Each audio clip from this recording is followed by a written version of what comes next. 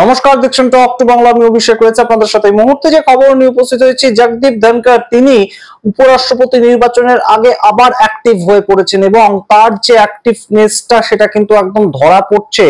তার কারণ ইতিমধ্যেই কিন্তু সরকারি যে বাংলো উপরাষ্ট্রপতি হিসেবে তিনি সেটা খালি করে দিয়েছেন এবং মোদী সরকার জোর করার আগেই তিনি সেই বাংলো খালি করে দিয়েছেন। যদিও তাকে সরকারিভাবে এখনো পর্যন্ত নতুন থাকার জায়গা অ্যালট করা হয়নি, কিন্তু তিনি কিন্তু দিল্লি ছেড়ে গেলেন না, যেটা মোদী এবং অমিত শাহের একটা ভেতরের ইচ্ছা ছিল বলা যেতে পারে, যে এই সময়টা অন্তত প্রাক্তন উপরাষ্ট্রপতি যাতে দিল্লিতে না থাকেন এবং 9 সেপ্টেম্বর যাতে পরবর্তী উপরাষ্ট্রপতি নির্বাচনটা নির্বিঘ্নে হয়ে যায়। তার কারণ এই মুহূর্তে জগদীপ ধনখড় তিনি যদি বাইরে এসে কোনো ধরনের কোনো বক্তব্য রাখেন, সেটা যে খুব একটা সুখকর হবে না পরিস্থিতিটা ভারতীয় জনতা পার্টির জন্য, সেটা কিন্তু অবশ্যই এই মুহূর্তে একটা বোঝার মতন বিষয়। এবং সেই জায়গা থেকে আমরা দেখলাম যে জগদীপ ধনখড় তিনি কয়েকদিন আগে তার রাজস্থানের যে বিধানসভা সেখানে প্রথম তিনি একটি চিঠি লিখলেন এবং অধ্যক্ষকে চিঠি লিখে তিনি তার পুরনো যে বিধায়ক হিসেবে যে পেনশনটা সেটা আবার চেয়ে বসলেন। এটাই ছিল তার প্রথম পদক্ষেপ, যে তিনি একদম রাজনীতি থেকে অন্তরালে সরে যাননি তার অস্তিত্বটা বোঝানোর জন্য। এবং দ্বিতীয় পদক্ষেপ এই মুহূর্তে তিনি গ্রহণ করলেন। তা খবর উঠে আসছে যে তিনি উপরাষ্ট্রপতির যে বাংলো সেটা ছেড়ে দিয়েছেন এবং ছেড়ে দিয়ে তিনি দক্ষিণ দিল্লিতে সেখানে চলে গিয়েছেন একটি বাংলোতে। এবং সেই বাংলোটা কিন্তু অন্য এক ভদ্রলোকের। কার সেই বাংলোটা অবশ্যই বলবো। এবং এই মুহূর্তে জগদীপ ধনখড় তিনি কি প্ল্যান করছেন, তিনি কার কার সঙ্গে সম্পর্কিত, এগুলোও কিন্তু একটা ম্যাটার করছে। তার কারণ উপরাষ্ট্রপতি হিসাবে জগদীপ ধনখড় এই মুহূর্তে চাইছেন না যে তার যে ছেড়ে আসা পদ সেখানে সিপি রাধাকৃষ্ণন এনডিএর যিনি প্রার্থী তিনি আবার পরবর্তীতে একদম গিয়ে অলংকৃত করুক সেই পদটাকে। আমরা জানি না শেষ পর্যন্ত সেই ঘটনাটা ঘটাতে পারবেন কিনা জগদীপ ধনখড়, কিন্তু এই মুহূর্তে খবর উঠে আসছে যেটা নারা লোকেশ অর্থাৎ চন্দ্রবাবু নাইডুর ছেলে, তার সঙ্গে জগদীপ ধনখড় কিন্তু এই একদম তার যে ইস্তফাটা তার ঠিক আগে দেখা করেছিলেন এবং দেখা করে তিনি একদম সেখানে এই যে এনডিএ সরকার সেটাকে ভেঙে দেওয়ার প্রস্তাব কিংবা একটা অনাস্থা প্রস্তাব আনার জন্য একটা বক্তব্য রেখেছিলেন। এই মুহূর্তে সেটাই কিন্তু খবর।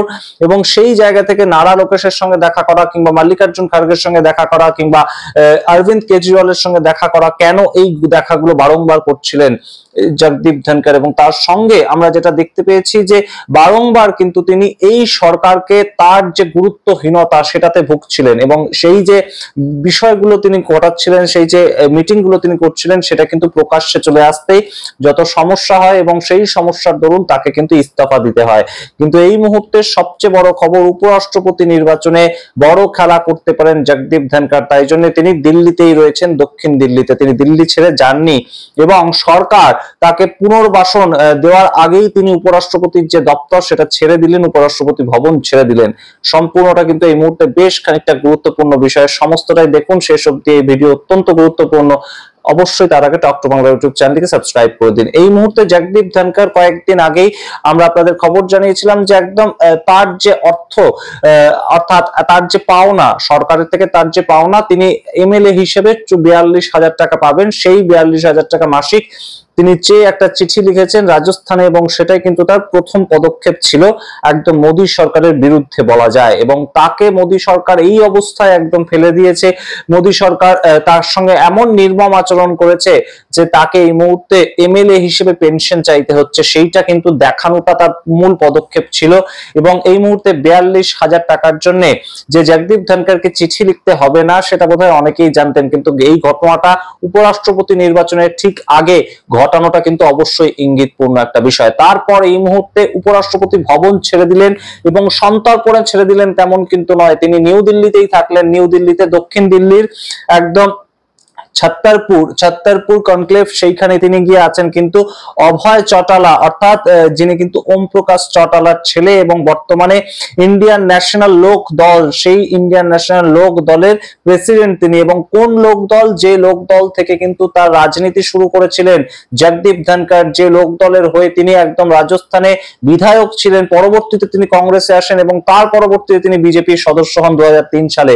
কিন্তু তার জীবনের প্রথম রাজনীতি কিন্তু শুরু করেছিলেন তিনি এই লোকদল থেকে, এবং এই লোকদলের কিন্তু তৎকালীন নেতা ছিলেন ওম প্রকাশ চৌটালা এবং তার ছেলে অভয় চৌটালা। তার সঙ্গে সারা জীবনই জগদীপ ধনখড় অত্যন্ত ভালো সম্পর্কিত ছিলেন এবং তারই বাংলো বাড়িতে এই মুহূর্তে দক্ষিণ দিল্লিতে রয়েছেন জগদীপ ধনখড়। যে ছবিটা আজকে দেখা গিয়েছে যে জগদীপ ধনখড়ের যে একদম গাড়ির মিছিল, সেই গাড়ির মিছিল কিন্তু পর গাড়িগুলো কিন্তু তার সিকিউরিটি সহ সেখানে ঢুকেছে সেই বাংলো বাড়িতে এবং সেখানেই তিনি আপাতত রয়েছেন, সেটাই কিন্তু এই মুহূর্তের খবর। এবং তার সঙ্গে যেটা আরো খবর উঠে আসছে যে জগদীপ ধনখড় তাকে কেন একদম ইস্তফা দিতে হলো, তার যে রহস্যটা সেটা কিন্তু আরো বেশি করে এই মুহূর্তে উন্মোচিত হচ্ছে। তার কারণ এই মুহূর্তে যে ছবিটা উঠে আসছে সেটা কিন্তু মিথ্যে কথা বলবে না।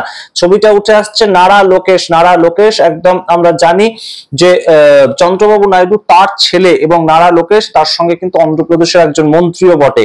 সেই নারা লোকেশ হঠাৎ করে কেন জগদীপ ধনখড় ভারতবর্ষের তৎকালীন উপরাষ্ট্রপতি তার সঙ্গে দেখা করতে গেলেন, সেটা অবশ্যই এই মুহূর্তে একটা বড় ফ্যাক্টর। এবং সেখান থেকেই খবর উঠে আসছে যে নারা লোকেশের মাধ্যমেই চন্দ্রবাবু নাইডুকে কিন্তু খবর পাঠিয়েছিলেন কিংবা একটা প্রস্তাব পাঠিয়েছিলেন জগদীপ ধনখড় এবং তার বক্তব্য অনুযায়ী যে একজন শরিক দল হিসেবে আপনি এই যে সরকার চলছে, এই সরকার তো আপনাদের বিভিন্ন সময় বিভিন্ন ভাবে চালানোর চেষ্টা করছে। আপনারা ওয়াকফ অ্যামেন্ডমেন্ট বিল সংক্রান্ত বিষয়তেও যেমন ভাবে একদম আটকানোর চেষ্টা করেছিলেন সেটাকে, তার পরবর্তীতে বিভিন্ন সময় আপনাদের সঙ্গে কোনো আলোচনাই করেন, তাহলে সেই ক্ষেত্রে আপনারা সরকারের সঙ্গে থাকবেন কেন? আপনারা আইএনডিআই জোটের সঙ্গে যোগাযোগ করুন কিংবা কংগ্রেসের সঙ্গে যোগাযোগ করুন। এবং সেই কংগ্রেসের সঙ্গে যোগাযোগ একটা করিয়ে দেওয়ার চেষ্টা কি করছিলেন জগদীপ ধনখড়, তার কারণ তার বাড়িতে ঘন যাতায়াত করতে দেখা যেত কিন্তু মল্লিকার্জুন খাড়গে থেকে জয়রাম রমেশদের মতন নেতাদের, এবং তার সঙ্গে আপ নেতা অরবিন্দ কেজরিওয়াল যিনি দিল্লির প্রাক্তন মুখ্যমন্ত্রী ছিলেন, তার সঙ্গে হঠাৎ করে কি দরকার পড়লো?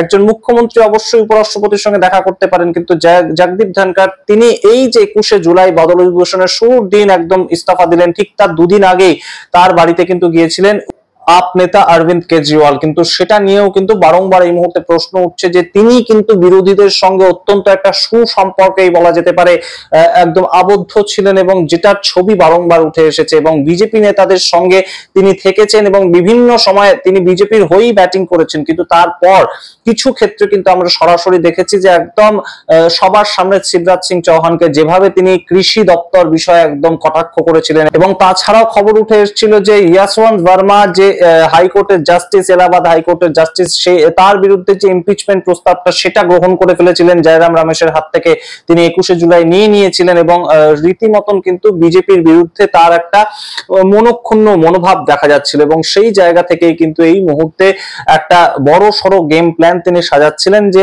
মোদী সরকারকে অন্তত একটা ঝটকা দেওয়া যায় কিনা কিংবা মোদী সরকারকে একটু আলগা করা যায় কিনা, সেটা করার জন্য তার একটা যে গেম প্ল্যান সেটাতে তো তিনি সফল হননি, আমরা দেখতেই পেয়েছি। উল্টে তার পদ থেকেই তাকে সরে যেতে হয়েছে। কিন্তু তার পদ যাতে বিজেপির এই মুহূর্তে প্রার্থী না পান, সিপি রাধাকৃষ্ণন যাতে সেই পদে বসতে না পারেন, সেরকম কিন্তু একটা প্রেক্ষাপট তৈরি করতে চাইছেন, তেমনই কিন্তু খবর। এবং যার জন্যে জগদীপ ধনখড় এখন দিল্লি ছেড়ে যে গেলেন না, তিনি একদম অভয় চৌটালা তার যে ফার্ম হাউস সেখানে থেকে গেলেন, তার বাংলো বাড়িতে তিনি থেকে গেলেন এবং দক্ষিণ দিল্লিতে তার যে অবস্থান করা সেটা কিন্তু অবশ্যই এই মুহূর্তে তাৎপর্যপূর্ণ। তার কারণ দিল্লির নেতা অরবিন্দ কেজরিওয়াল, তাদের সাংসদ রয়েছে রাজ্যসভাতে, তাদের সাংসদ রয়েছে লোকসভাতে, তারা ভোট দেবেন এবং অবশ্যই তাদেরকে কিন্তু প্রভাবিত করার একটা বিষয় রয়েছে। অন্যদিকে এই যে একদম চন্দ্রবাবু নাইডু তার সঙ্গে যে একদম সুদর্শন রেড্ডির সম্পর্ক, সেটা নিয়ে যখন জল্পনা চলছে, সেখানেও তাদের সঙ্গে একটা সম্পর্ক আইএনডিআই এর জোটের দিকে মোটিভেট করা কিংবা একদম সরাসরি আইএনডিআই এর জোটের প্রার্থীকে যাতে তারা ভোটটা দেয়, 18 জন সাংসদ রয়েছে চন্দ্রবাবু নাইডু, সেই জায়গাটা একটা খেলা কিন্তু করতে পারেন এই মুহূর্তে জগদীপ ধনখড়, তেমন খবর উঠে আসছে। তাই জন্যই একদম 9 সেপ্টেম্বরের আগে তিনি কিন্তু একদম দিল্লি ছেড়ে যাবেন তেমন কোনো প্রেক্ষাপট তিনি দেখালেন না। এবং অন্যদিকে একদম সরকারি তার যে আবাস ছিল, উপরাষ্ট্রপতির আবাস ছিল, সেটাও 9 সেপ্টেম্বরের আগে খালি করলেন। অত্যন্ত গুরুত্বপূর্ণ এই প্রেক্ষাপটগুলো, এগুলো সমস্তটাই তিনি না করতে পারতেন। যেমন ভাবে অন্তরালে ছিলেন প্রায় 40 দিন, ঠিক তেমন ভাবেই তিনি থাকতে পারতেন। প্রথমে তিনি পেনশন চেয়ে চিঠি লিখলেন একদম রাজস্থানের বিধানসভায় এবং তারপর পরবর্তীতে তিনি এই মুহূর্তে তার যে সরকারি আবাস সেটা ছেড়ে দিলেন। পরবর্তীতে জগদীপ ধনখড় চুপ করে থাকবেন এমন কিন্তু মনে করছে না দেশের রাজনৈতিক পর্যবেক্ষকরা। যদি চুপ করে থাকার হতো জগদীপ ধনখড় অবশ্যই এই যে পদক্ষেপগুলো 9 সেপ্টেম্বরের আগে অন্তত নিতেন না। সুতরাং সত্যপাল মালিকের ঘটনা কিন্তু পুনরাবৃত্তি হবে বলে মনে হয় না জগদীপ ধনখড়ের সঙ্গে। তিনি অবশ্যই মুখ খুলবেন, তেমনই কিন্তু এই মুহূর্তে একটা ভাবনা চিন্তা কিংবা তেমনই কিন্তু একটা সম্ভাবনার কথা দেখা যাচ্ছে। এবং 9 সেপ্টেম্বরের আগে যদি তিনি মুখ খোলেন, আজ 3রা সেপ্টেম্বরের পরবর্তীতে আরো 4টে দিন বাকি আছে 9 সেপ্টেম্বর আসতে, তার মাঝখানে যদি জগদীপ ধনখড় কোনো না কোনো ইঙ্গিত দেন কিংবা কোনো না কোনো ভাবে মুখ খোলেন, তাহলে কিন্তু অবশ্যই এই মুহূর্তে বেকায়দায় পড়বে বই কি উপরাষ্ট্রপতি নির্বাচনের ঠিক আগে ভারতীয় জনতা পার্টি। এখন তিনি সেটা করেন নাকি তিনি শুধু সন্তর্পণে বিভিন্ন সাংসদদের সঙ্গে যুক্ত হন এবং তাদের সঙ্গে কথাবার্তা বলার মাধ্যমে এনডিএ জোটের পক্ষে তিনি একদম সমর্থন জোটানোর চেষ্টা করেন, সেটাই এখন দেখার বিষয়। এবং সবচেয়ে তাৎপর্যপূর্ণ যে বিষয়টা, সার্ভেইলেন্সে তিনি কিন্তু আর থাকলেন না, সরকারি সার্ভেইলেন্সে তিনি আর থাকলেন না, সরকারি নজরদারিতে উপরাষ্ট্রপতি ভবনে তিনি আর থাকলেন না, সেখান থেকে বাংলো বাড়িতে চলে এলেন তিনি এবং সেখানে বসে তিনি কিন্তু যে এখন যা ইচ্ছা তাই করতে পারেন। তাকে আর নজরদারিতে রাখার মতন যে বিষয়টা, যে হাউস অ্যারেস্ট করে ফেললো নাকি তাকে, সেই বিষয়টা কিন্তু এখন আর নেই। তিনি এখন যা কিছু করতে পারেন, যার সঙ্গে ইচ্ছা দেখা করতে পারেন, টেলিফোনিক কনভারসেশন করতে পারে, সরকার কিন্তু তার উপর আর নজরদারি করতে পারবে না। সুতরাং এই মুহূর্ত অবশ্যই গুরুত্বপূর্ণ। যদি একদম রাজস্থানে চলে যেতেন তিনি, যদি অন্য কোথাও তিনি চলে যেতেন, তাহলে বিষয়টা নিয়ে এত গুরুতর আলোচনা উঠতো না। কিন্তু এই মুহূর্তে দক্ষিণ দিল্লিতে থাকলেন তিনি, হঠাৎ করে অন্য মানুষের বাংলো বাড়িতে কেন থাকবেন ভারতবর্ষের প্রাক্তন উপরাষ্ট্রপতি? এটা কিন্তু অবশ্যই এই মুহূর্তে গুরুত্বপূর্ণ একটা প্রশ্ন। সামগ্রিক প্রতিবেদন রাখলাম আপনাদের সামনে। সামগ্রিক প্রতিবেদনের ভিত্তিতে আপনারা কি মনে করেন অবশ্যই কমেন্ট বক্সে কমেন্ট করুন। দেখতে থাকুন টক টু বাংলা। অবশ্যই টক টু বাংলা ইউটিউব চ্যানেলটিকে সাবস্ক্রাইব করে দিন। ধন্যবাদ।